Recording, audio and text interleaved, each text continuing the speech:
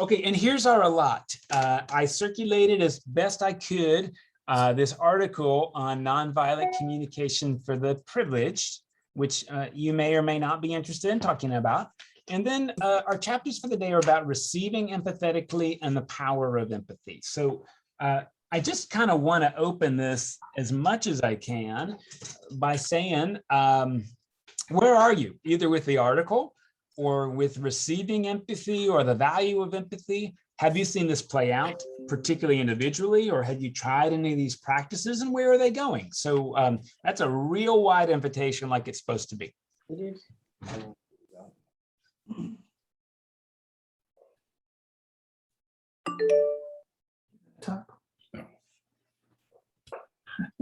Mike? Hey, Mike. Yes, ma'am. So I need to understand how to compliment people. I find this book captivating and intimidating, and Yeah. I'm finding myself not talking because I don't know what to say. And forgive me, but I have no idea what article you're referring to. Is this linked somewhere? Yeah, I emailed it to you, I want to say on Wednesday, and it's okay if you lost it, I can send it back to you. Let me look for it. Thank you. And okay, and we can return to it later if you want to, but basically it sort of says nonviolent communication is great for interpersonal conflict, but it sort of is for people with privilege. And there's like 7 reasons the author believes that to be the case. And I see that Jen has put that in the chat in case you didn't get it or can't find it. It's there in the chat. But don't try to read it right now. We can talk about it next week. I would try to read it now. That's who I am. But I'm not. I already read it. Lila, I appreciate you saying that you're having trouble knowing how to respond. So if it's okay, I'd like to affirm that. And I'd like to say that, anytime we try to make a schematic change, and that's what this book is inviting. It's not inviting us, I think, making tweaks here and there. I think it's really inviting us into sort of a new way of being. And like what educators say is you can't go from here to here without some scaffolding. That's the word, comes from teaching English as a second language, scaffolding, in order to get at a schematic change. So there will initially be quite a bit of discomfort. I think that's right. You said it's a lot of work. Well, it is a lot of work to remake your worldview, because that's what the book, I think, is inviting us to do. It's not saying, hey, here's a new spark plug for your motor. It's saying you need a new motor. Now, I want to suggest to you, by the way, I don't want to bore you with this. And if it's boring, just tell me, look, Mike, no one cares about that. But maybe you've heard of this guy called Jean Piaget before. He's a big educational theorist, but he started out grading IQ tests in Switzerland. And what he noticed is that kids were missing fundamental questions based on their age, right? So like when you talk about conservation of matter, like child brains don't get that. Like if you asked a kid whether a cone shape has more volume than a square, well, it looks like there's more in the cone. So that's what they're going to say, which is, by the way, why they serve martinis, I think, in conical glasses, because there looks like there's a lot more than there is. But as you know, there's significantly less than in just a regular cylinder, right? So he sort of came up with stages, but the big contribution he got is this little diagram that all of us with our worldview start out at a place of equilibrium. We're like, well, you're comfortable with the world. Like you understand the sun's going to rise or set or whatever. Like, and you could be totally wrong, but you're at a place of comfort. And then you get this new information that doesn't fit. Like it challenges the way that you're used to behaving. So that new information introduces a crisis. And the crisis is, what are you going to do with information that doesn't fit your worldview? Are you either going to accommodate your worldview to the new information? Will you change yourself? Or will you assimilate the information to your worldview? Like, as a one-off, or, nice idea, back to being me. Either way, you come up with a new equilibrium. But I want to tell you, I think this is the message of the gospel. You can't take new wine and pour it into old wineskins, because if you do, you'll break the wineskins and you'll ruin the wine. So you can't take like the gospel and assimilate it into how you already think. You kind of have to be transformed by it. I think that's what Jesus is saying. I mean, that's my take on that. And I think that's what the author's trying to do. Again, this is not like, oh yeah, look, this is just strategies for doing what I already do. This is saying like, hey, we've grown up culturally in a way that mistakes evaluation for observation. We do it all the time. And again, like, have a good day. Did you have a good swim? Was that a good book? And we love the word good. We love it. When you ask somebody, how are you doing? I'm good. I mean, we just answer always an evaluation. And the book's trying to say like, hey, that's not actually real helpful. And I think he's dead on. I think he's dead on because I'm so steeped in evaluation, right? Because in some ways, evaluation's easier. It doesn't take a lot of thinking. It doesn't take a lot of bandwidth. It's kind of what we settle for. I want you to consider, like, as a parent, when you take your kid to like a car dealership to buy a new car, and at the end of the day, you say, you were really good at the car dealership. Usually that means they were quiet. And is that the same thing as being good? I mean, this is the kind of stuff that we do, right? You were good, meaning you were quiet. I think the book is challenging whether quiet is good. And so, Lila, for me, there is a lot of discomfort. Like if I want to give a compliment, instead of saying to somebody who gives a gift to the church, you are so generous. That's been what I want to say. Thanks for your generous gift. But that's an evaluation of their gift. Instead of, your giving made me feel because. That's a much harder thank you note to write from a guy who's really good at writing thank you notes. Like I'm when I say I'm good at them, what I mean is I turn them around really fast. But what I don't always do is say how a particular gift, whether to the church or to me or to somebody else, how it touched my heart. And there's just, in all the examples there, there's just, it takes a, the way he scripted it, and I guess that's what makes it hard, is that there's just a lot of words. It takes a lot of words. And sometimes in that moment, you know, of frustration or, and then I know it's just, I'm just adding to feelings of why it seems so hard. It just takes a lot of words. And some people are, you know, are more free with their words and others not. And that's, you know, that can be me at times. And so I think, and sometimes it's easy to not go that route. I think that's fair. And I think part of that ease is not inherent. I think it's the way we've been culturally conditioned. And so because it's like our operant conditioning, it's really easy to live into the ways we've been conditioned. Now, if you're a real book reader, like if you've got a high pain threshold for books, I really would encourage you to read this book, Punished by Rewards. Yeah. Which takes operant conditioning to task. Yep. And I got to tell you, as an educator, I read the book and I'm like, what? Like no rewards? That's right. It's like, that's how I learned how to learn. And the book basically says like, yeah, good for you. It just doesn't work for most people. That's right. We had him at U of H Clear Lake several years ago. You had Alfie Kohn. Well, Peggy, would you be willing to speak about this a little bit more? You know, because your hand was raised ready to go anyway. Yeah, well, and we've had, I think he's still alive, and Alfie Kohn you're talking about. Yes, yes. Yeah, and we've had a number of conversations over the years. So yeah, I'd be glad to.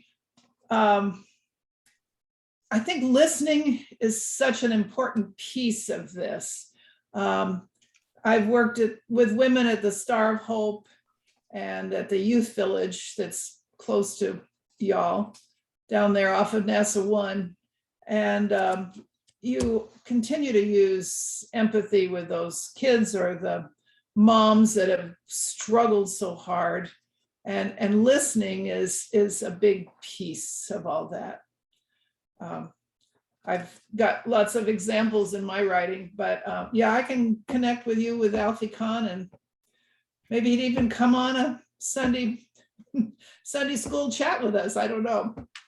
I think it'd be pretty cool. I know it would be really cool for our school teachers because, look, I can tell you this is a nice school, but it operates on punishment and reward. Like, Well, and my daughter, who went to the Art Institute in Chicago, they didn't have grades. It was just pass or fail. And she said, I learned more there than in any other graduate program I was in. My kids went to a Montessori school, and when they transferred to a public school, they were forced to give them some kind of an evaluation, but it was just not real. So yeah, Alfie Kahn, I suggest you read his book. It's very interesting. it's not just about education, everybody. It's about parenting, education, and business specifically, right? And basically what he talks about is how like giving people merit pay actually teaches them to hate their job. That's right. That's right. Because they're only doing it for the money. I mean, that's why teachers said this is ridiculous, because if we wanted money, we wouldn't be teaching. Yeah. Yeah. Lila, just to circle back, right? I think it's really hard. And even like I said, like talking to my own spouse, or like going to say thank you to somebody, or like somebody tells me something that I'm like, that is such a bad idea. Like how I respond to that, I'm almost like, ah. And I would just hold on to that discomfort. That's what I would urge you to do, is like, don't try to solve it too quickly, because when we try to solve discomfort really quickly, we assimilate. So we just have to like hold a little bit of space for that discomfort, because, hey, like that's the story, right? Is there is this day, Saturday, in between Friday and Easter. But if you can hang on and not rush it, you can put yourself in the position for a resurrection moment. Rhonda, please. I'd like to say about these chapters is that he just kind of casually assumes that what we're really, really looking for is a deep connecting relationship with everybody. And I'm like, wow, that is a great goal. And I don't think our culture teaches us that. And that's very motivating for me. Thanks. And Rhonda, if I'm really honest, a lot of times I don't want a connection with somebody. I want to resolve the problem, or I want them to go away. This is an invitation to think about like, what are actually my values and goals, and whether or not conflict is an opportunity to connect, or it's like, you know, like an us versus them mentality. I'm either going to win them over, or we're going to build a wall. And it doesn't have to be that either or, but like my wiring is, it's either or.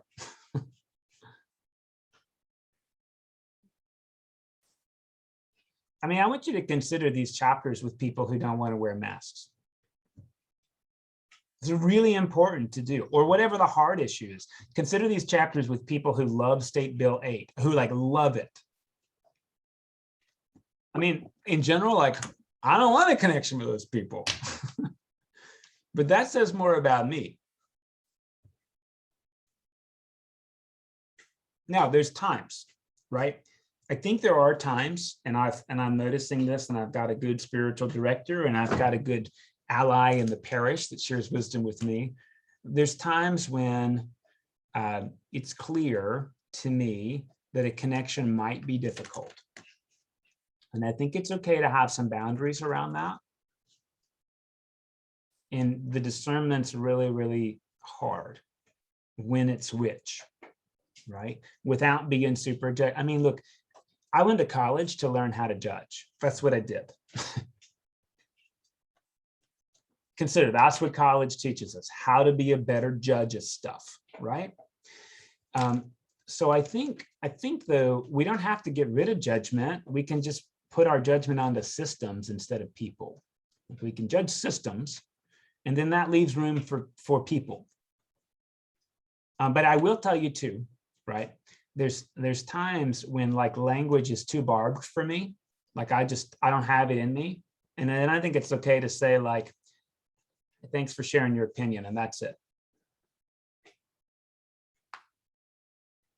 And I will say, like, and this is maybe a strategy, and I've shared this story more than once, I know, but it's probably because I haven't figured out how to live into it fully. I had this teacher when I was an undergrad who told us about defending his dissertation. And one of his thesis advisors just laid into him for 45 minutes. He told us a story, and we said, well, what did you do? And he said, well, I just said, thank you. And we said, what do you mean? He was like, well, he didn't actually ask me any questions.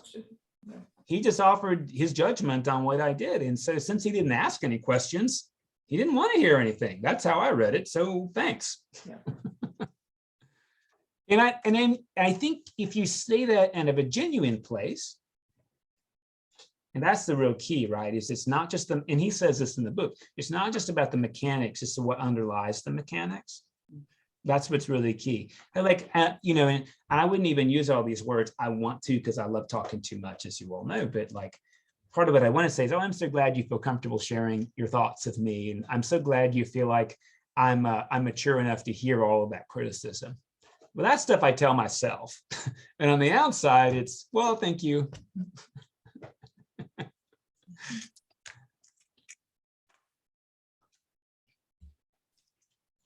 The book also resonated with me because lots of times when you've been at work all day and you want to come home and talk with your spouse just about those, and you just want that person to listen to you, not solve problems because that person wasn't there. And Alan used to have a hard time with that. He'd always want to solve problems that he had nothing to do with. Because that's what I did all day, was solve problems. You got to turn it off when you come home. Or sometimes not. At work, it's important to just listen also. So your example was a wise one. You just say thank you. And it is a tough one. And I do want to say, if it's okay, and if you disagree, it's all right with me too. My experience is that like men are more geared to being fix-it people than women. Now, there's exceptions, right? And so often I find myself trying to fix my wife's problems, and she's like, look, I'm plenty competent to fix my own problems, but I would like it if you just try to understand the problem. We picked up the language to say, I just need to be a good girlfriend right now. Yeah. I think it's really good. And, there is this quote from Albert Einstein that if he had an hour to solve a problem, he would spend he'd spend 50 minutes on the problem and 10 minutes on the solution. And I think even that is a good map. Like, okay, if you want to go somewhere, but just spend 5/6 of your time on the problem. But I do it the other way. I spend 5/6 of my time on the solution. When you say spend time on the problem, you mean like understanding it? What are all the pieces?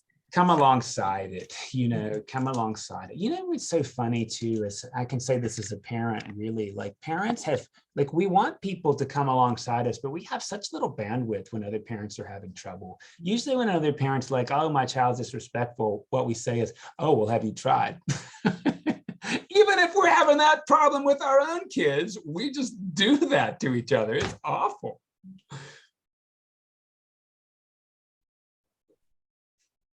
Maybe I should just speak for myself. I like the part, I guess, as far as the empathy on page 92, 93, they talk about other things that we do instead of sharing empathy, advising, one-upping, educating, consoling, And I've done all those and continue to do them. The one that kind of got stuck on that I needed to understand more was sympathizing versus empathizing. Mm-hmm. And trying to really understand the difference. I had to look those terms up and appreciate work. I think there's a lot of confusion, between those two. They're not synonyms. It's actually a huge work, Adele, that Brene Brown does in her book Daring Greatly, is differentiating between sympathy and empathy. And it's on my mind because I'm just doing a training with her, but she's got some videos you can find on YouTube that differentiate between the two, between sympathy Okay. and empathy. And really what she says is that sympathy is actually an empathetic miss. It's a miss. It's dressed up like empathy, but it's not. So like some examples of this, right? Sympathy is when I feel sorry for you. I feel so sorry for you. Mhm. Instead of like, wow, that's really tough, and I can connect with what you're feeling. I don't know how it feels, but I can connect with that feeling. So I don't have to, really, you think about the words, sympathy means feeling like somebody, and empathy means feeling with them. And you can never feel like somebody else because you're not them. So it's kind of silly to try that when instead, like, I know what disappointment feels like. I know what happiness feels like. I know what grief feels like. So basically, I'm equipped to empathize with anybody on the planet. Even though I do that differently from them, when somebody's in one of those places, I just go to that spot in myself, right? So that I can be next to them. Darlene, please. Thank you. For me, the difference between sympathy and empathy is the difference between head and heart. You said you know what grief feels like, so you respond from your head. Empathy is actually being with that person, feeling with that person, being present, fully present. And that's where, to me, that's what the whole book is based on, is being quiet, not judging, but being with that person in their pain, whatever that pain is. And if I can add to that, the key that Brene Brown talks about, right, is I don't have to carry that pain you're having with me all the time, because then there's just two people hurting, right? Yeah. I'm allowed to take that pain up, and then when we're done, I'm allowed to leave it because it's We have yours to. anyway. Like, I don't We have to have be to. responsible for your feelings, but when I see them, I'm able to have an empathetic reaction to that. And that's because we let go of ourselves and focus on them totally. Yeah. But we take ourselves back up at the end. I mean, that's the key, right? Absolutely. Yes, absolutely. And Brene Brown says it like, if somebody's down in a hole, we don't just jump down in the hole with them unless we've got a rope tied to us so we can get out.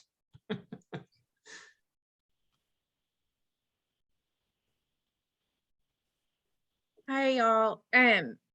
I don't know. I have I'll just express some of the reservations that I have with the empathy tactic. And I think that you alluded to this too, that like it takes wisdom to know, because I actually think there's times when it's not wise to empathize. And that might sound like terrible, but I think the article does sort of help this, because like, for instance, if you have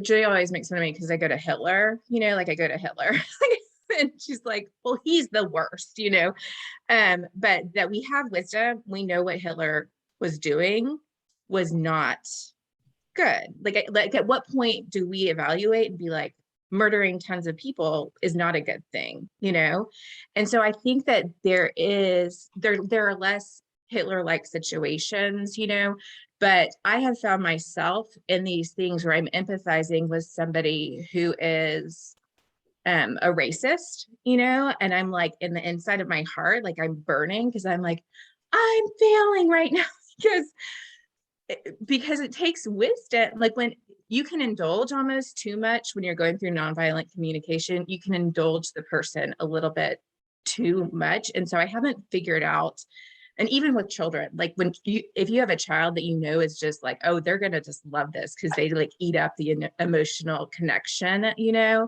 at some point I have found with my child, and I was telling Mike, I've practiced this probably since 2016.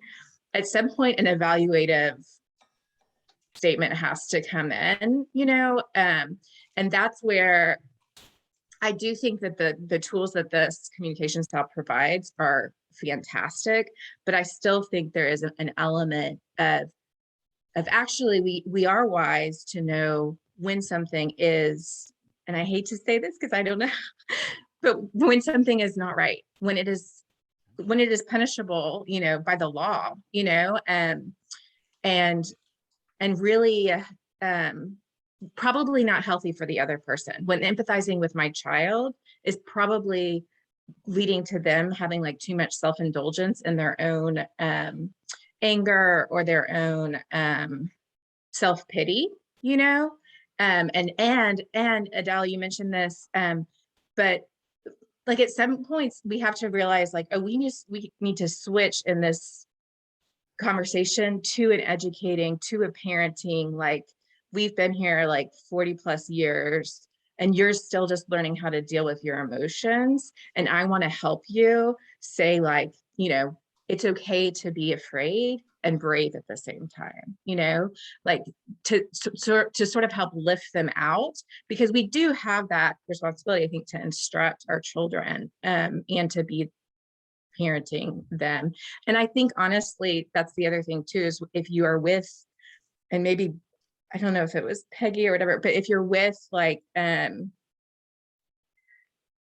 far as like the privilege component, like I was raised and I was taught all of these things, that these values are important. It is important to want to engage with other people. But if you're not starting with that value, I find it really tricky to engage in this practice. Anyway, that's coming from my own, like I had my own hesitations with it and sort of had to tweak it as I've done it with my daughter and with other people. And then I did find this article from 2020 that kind of like resonated with some of those hesitations I was having with it. That I guess I would say like sometimes evaluative comments are the wise thing. Mary, I appreciate it. And I don't want to solve that tension, but I do want to say, I think there's a real difference between holding people accountable and punishing them. And I think like, because you're trained as an attorney, like we have fundamental dignity built into the Constitution, because you get a jury trial, even if we caught you red-handed. And not everybody loves that idea, but it's built into the Constitution, right? That like you're worth a trial. And I think, again, I think we can evaluate a system, like, for example, Nazi Germany. I think we can hold people, it is important to hold people accountable. And what the author's going to go on to talk about in the next 2 chapters is the difference between a punitive use of force and a protective use of force. And just to forecast that, like if my child wants to play in the street, I don't let them just play in the street. I mean, letting them learn from their mistakes is really important unless they could die. And at that point, I don't want them to learn from their mistakes, because when they're dead, they can't learn. So it's very possible I will physically restrict my child from playing in the street. But that's really different from punishing them for doing it. I don't know if that makes sense. And so I think we do have, like, part of the role of government is to set up a protective use of force, protective use. I think we go wrong when we confuse what's protection with what's punitive. And I still have to work on that in my own brain, because I love punishing people who get it wrong. I love it because it's validating, like it's real validating, but what a trap. I mean, really, what a trap. But can you give an example in an interpersonal exchange? Because I can't like arrest anybody, I can't arrest, I can't read them, the Miranda rights. You can do a citizen's arrest. That's in the Constitution too. No, but I think the way we do it is when we switch to this sympathy, and like one of these tactics is like, well, you should feel bad.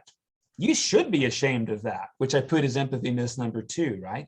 Like, you deserve what you're getting. And anytime we tell somebody they're getting what they deserve, we've gone to punishment instead of empathy. I mean, the truth is, when people are facing consequences, like, they don't need us to rub those in. The consequences do the teaching for them, right? Or not. And with my kids, I mean, golly, I do wish they'd ask me more than they do for like, Dad, how do I have a better life, And sometimes, since they don't ask, I take it upon me to tell them, but I don't want anybody telling me what to do. And I think the difference is like maybe the difference is like asking, hey, I'd really like to share this thing with you whenever you're ready. But if they don't want to hear it, then they don't. I mean, I can think of a million times my parents lectured me because it was for my own good, but I can tell you what was going through my head when they did that. Blah, blah, blah, blah, blah, blah, blah. So I sat through it, but there was no learning. I could even tell you what they said. I could quote it to you because I kind of had to repeat what they said, but I didn't learn it because I didn't want to. I don't know if you're, so this is another thing too, and I think it's going to be trial and error, but there's also so for obsessive compulsive disorder, there's exposure therapy, and like that's not something that the person wants at all. Like they don't desire that. And I think that what I sense with children sometimes, and I'm not, and Julia can hopefully attest to this, but I'm not an authoritarian parent, I'm very much like an empath, but I think sometimes, I like as a parent, like we pull our kids along with us, we empathize and pull along with us, and we sit with them in the hard doing, right? And be like, this is worthwhile. I know that this is worthwhile for you. I know that you don't think it is, and it's really uncomfortable for you. But you're going to have to trust me that this is worthwhile. You know what I mean? And that's me evaluating like what is good for my child, right? Like if they have obsessive compulsive tendencies, it's me evaluating, being like actually the amount that you are worrying is not a good thing. And mommy wants to help you with that, Yeah. And so I think that's the other thing too, even when we take that to other interpersonal relationships, like we have the ability actually like to see mental illness, and give people hope, which maybe that is nonviolent communication, but to be like, oh, the fact that you are living in this like sacrifice, like what is that called? Survival mode. Like when you're poor, like you're constantly living in survival mode. Like that, I want to tell you, that is not my hope for you. And that's evaluative, right? And so I think that that carries over to different conversations as well. But as far as like us, and maybe even when we talk to like a racist, like I really, like I don't like to say like I really don't think this opinion is healthy for you. You know what I mean? I don't know how to do it, but just yeah, obviously like we can be so heated that we can be like, or so like mad and they like my doctor, when I called up, I had lost my smell, and I love her, but she is just over COVID, and she was like, at least you're not one of those crazy anti-vaxxers, like to me, like she's just done, and like her opinion just came out. But so like if you're in that position, it's probably a good time to take your temperature, your pulse, and be like, this is not a good time for me to have a conversation with this person. But I do think that sometimes we overindulge people who have like objectively, like really, really tragic, really, what is that called? Toxic ideas. Look, I think, Mary, what you're sharing, I really appreciate is part of like the difficulty of drilling this down, because I didn't think empathy means I give you as much time to rant and rave as you want. I mean, I just can't live like that, right? Sometimes I can connect with your feeling and still say, thanks for sharing. And the answer is still no from me. Like, I'm not willing to do that. And that's where the author talks about like, well, I hear your need. And do you think that your need for this thing trumps my need? And if they say, well, yeah, I do, well, we're not in agreement. I mean, I just think that's it. Like, we're not in agreement about that. But I do know, I mean, I do think like sticky wickets are, in fact, all in the details, right? And I don't think we're stuck between you're either a total pacifist and people are shoving ice cream cones in your face, or you're hyper militant. Like they think there's another way to be. And if you're interested about that third way, you can read Walter Wink's book, Confronting the Powers. It's really fantastic. He does some excellent exegesis on what Jesus is talking about when he says turn the other cheek. It's not pacifism, claims Walter Wink, and I think he's right. But it is some empathy. And, you know, like this is ultimately the way Martin Luther King and Gandhi accomplished social change, right? Is that they essentially try to force people to see them as human beings, not as dehumanized human beings. And with our kids, it's just so tough because, again, I wasn't parented this way. I was not. And the example I got, and I'm not blaming my parents at all, I just know that whenever I'm in a sticky situation, I want to burn that bridge to the ground because that's what I saw my dad do. No, I hated it, but I got to tell you, I got lots of fireworks, like just sitting underneath the surface. And when I see a bridge that's in trouble, I want to burn it down. I don't mean like disconnect it. I mean, I want to burn it down, like scorched earth. So Lila said she doesn't see me punishing people. And I'm glad you don't see that, because underneath the surface, I would very much like to punish certain people. I'll just give you an example. And this is worth hearing. One of our neighbors in the neighborhood, we built a shed for our scouts that we got a city permit for. And not only were we permitted to have this building, but to put it in a particular place on our property that we own. So we built this scout shed. And at least a couple of our neighbors are really mad about this shed because they can see it from their kitchen window. And they've decided to not only share this with me, but to share this widely around the community and even with some of our volunteers and people who were building the shed, that they cannot build that shed, and that I'm a godless priest. This was a line that came out Friday because I built this shed that ruined their view. Now, I can tell you, these people believe in private property. And if I told them that I didn't like one of their trees, they'd tell me where to go because it's on their property. And that this shed affects their view of my playground, not the water. All they can see is my playground. Now, Lila, I just want to be really clear. I've thought about building a fence to block their view completely because that was my upbringing. I'm not going to do that, but I would love to build a 10-foot fence to nowhere with concertina wire on the top. I would love to do it. I'm not going to do it. I'm really clear I'm not going to do it, but just so you know what's in me, I'm like, oh, you think I've affected your view? Let me show you how I can really affect your view. I'll help, Mike. So I want you to know that I feel like the author says that about himself too. It takes some work to go somewhere else. It takes some work. Now, look, I'm going to be really clear. What I'm going to do, what I'm going to do is I'm going to call the police and I'm going to say, these people are harassing my volunteers and I want it to stop. Do you have any advice? It's okay if they want to share that with me, but when they give a harangue to one of my volunteers for 15 minutes who has no ownership of the property, it's not appropriate, right?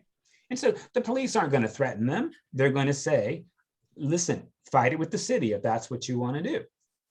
And I've told them, fight it with the city. They're the ones who gave me the permit. I listened empathetically to what their concerns were. I actually did. I spent 45 minutes on that. And it wasn't enough for them because they didn't get their way. But I can still have a boundary. It's my property. This is serving community needs. I didn't put this here to bother you, and I can't move it anywhere else. I really can't. There's nowhere else I can put it and still keep the thing functional with a driveway and honor the fire code, which I need to do. And I'm sorry it's inconvenient for you. I really am sorry. Sometimes my neighbors do stuff I don't like, but that's their property. And I believe in private property as an American, like I do. So I don't have to give them what they want to be empathetic. And I'm allowed to put in a boundary, I believe, right? It's again, like my volunteers have nothing to do with that shed. At the end of the day, the church doesn't even own that shed. Not really. The bishop owns that shed. So I could direct them to talk to the bishop about it. Alan, please.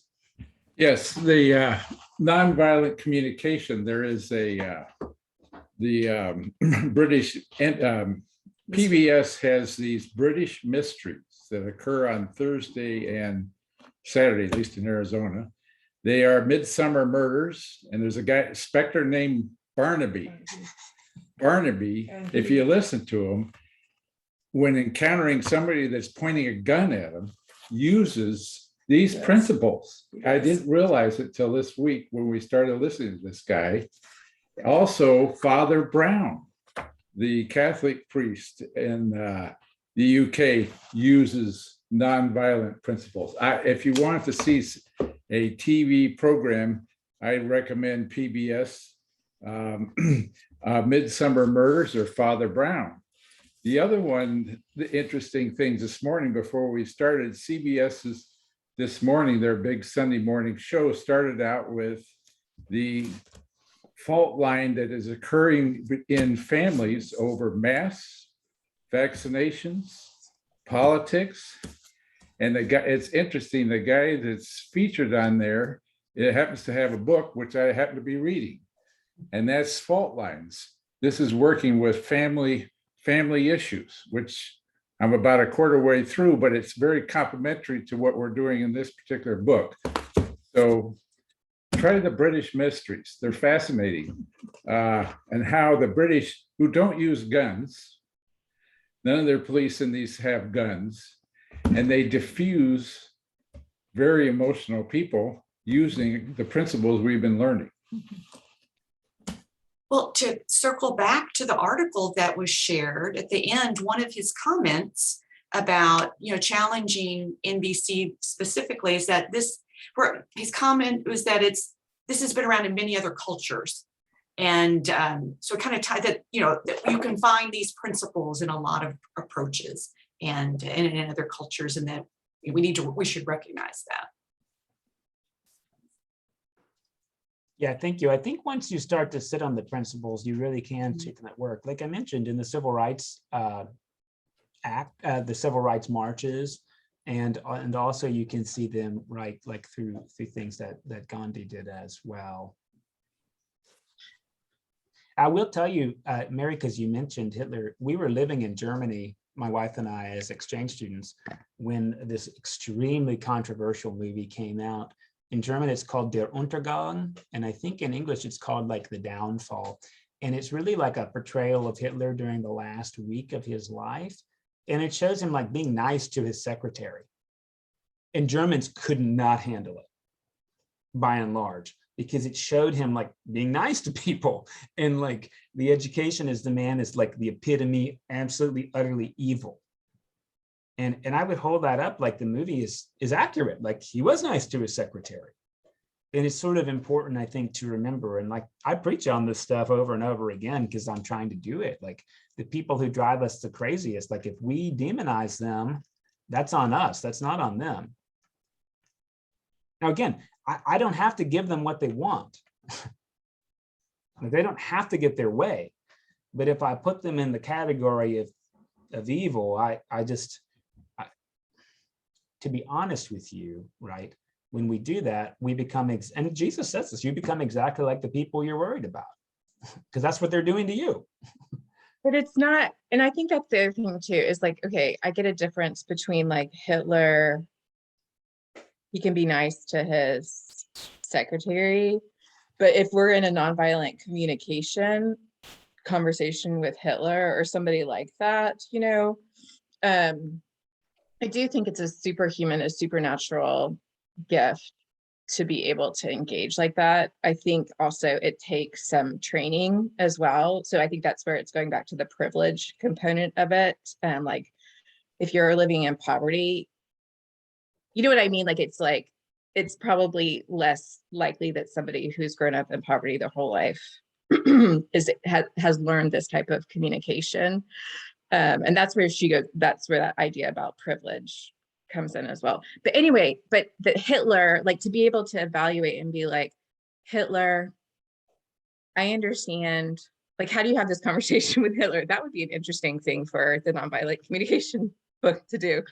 But like, how do you empathize with Hitler about how would that work, you know?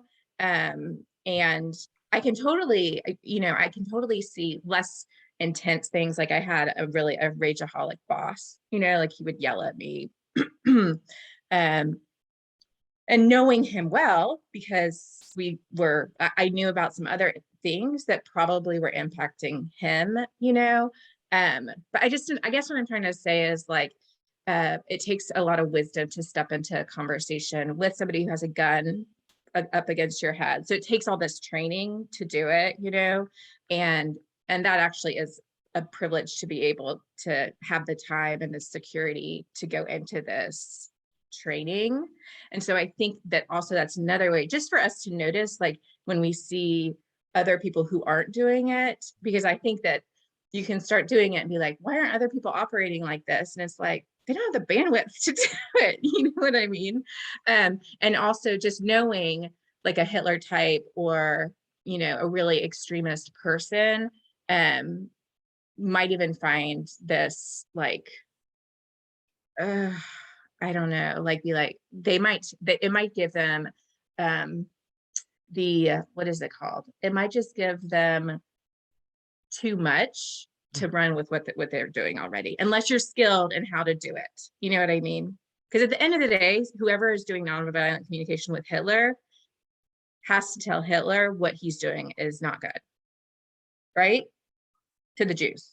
Well, it's interesting you say that, because again, there's a story coming up about him being in a cab with someone who's anti-Semitic, and Marshall Rosenberg himself is Jewish, right? And at the end of like drilling down to the guy's anti-Semitism, right, he sort of says, well, I just wish you'd had some of the experiences I've had around Jewish people and money that have been very positive for me. Mm-hmm. And, the privilege thing is tough. And I don't want to poison the well from the author, but the author's a trans person who picks their own pronouns, right? I mean, that's a place of privilege. Let's just be real about it. And I don't think I'm going to say anything crazy. Everybody I'm looking at the screen is privileged. So maybe it is only for the privilege, but that means it's for you.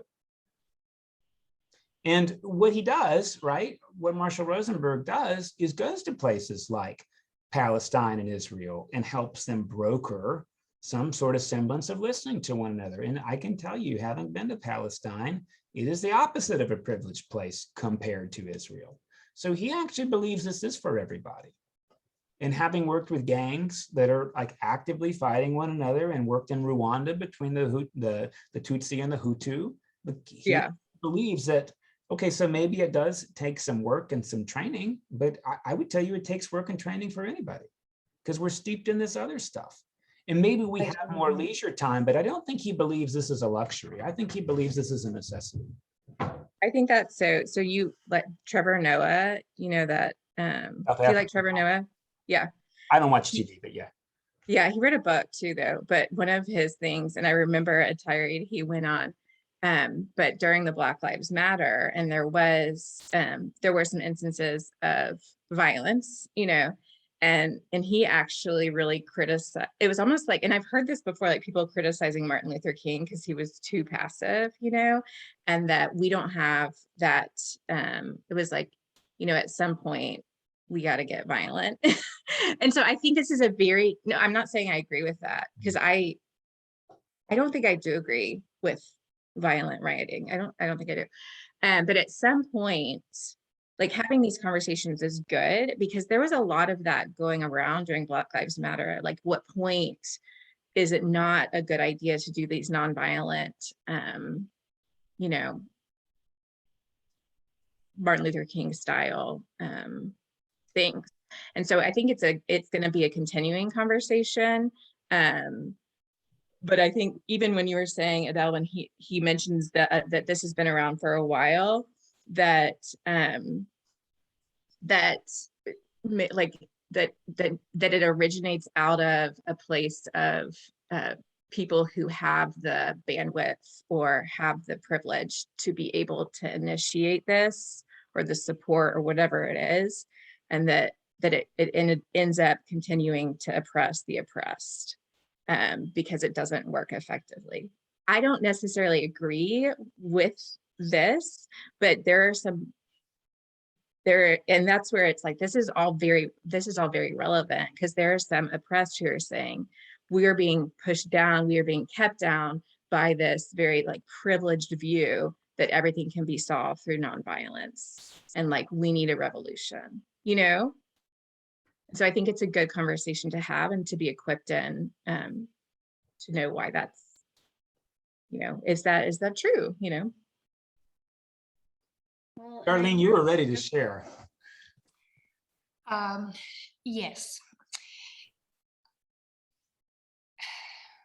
I can see and empathize with Rafi's position. However, or his positions. However, and that's a big however, I have seen this work and I have used these pieces of NVC for many, many years with people who are not privileged, people who are poverty level, people of all races, people of all religions or non-religions, severely mentally ill and very healthy people, all socioeconomic levels.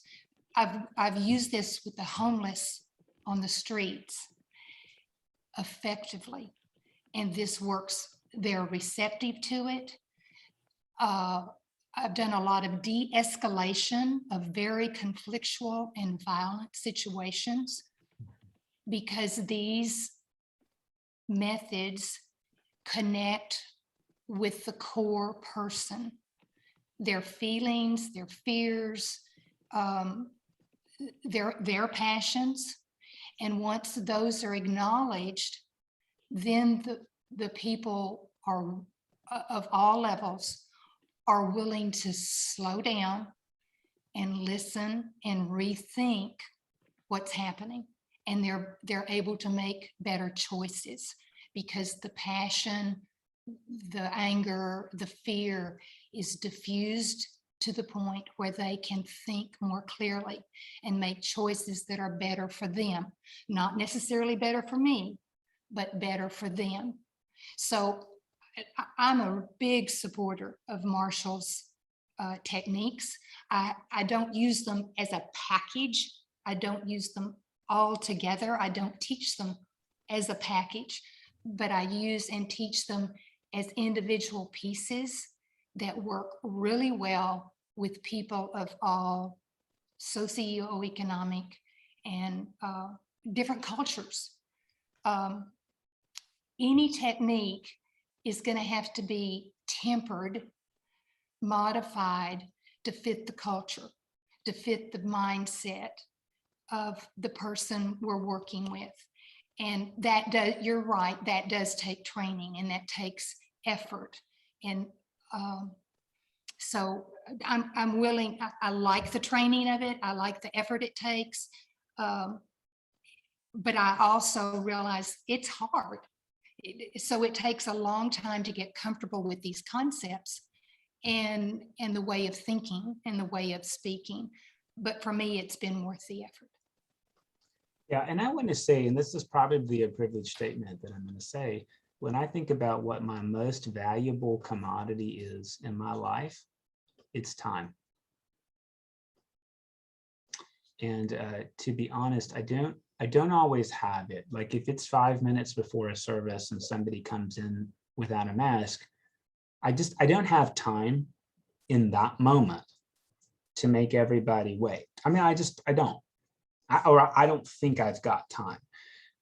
So the empathy exchange is going to have to be brief. But I do know when I think about the most meaningful gifts people give me, they're not because of their economic value. And maybe that's a privileged thing to say. It's not the economics, it's the time spent. And honestly, some of the best gifts I've received in my life, it was no thing attached.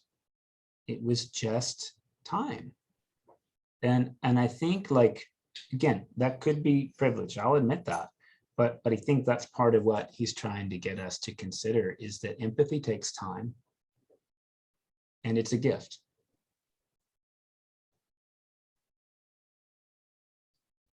And see, Julia, ran out of time.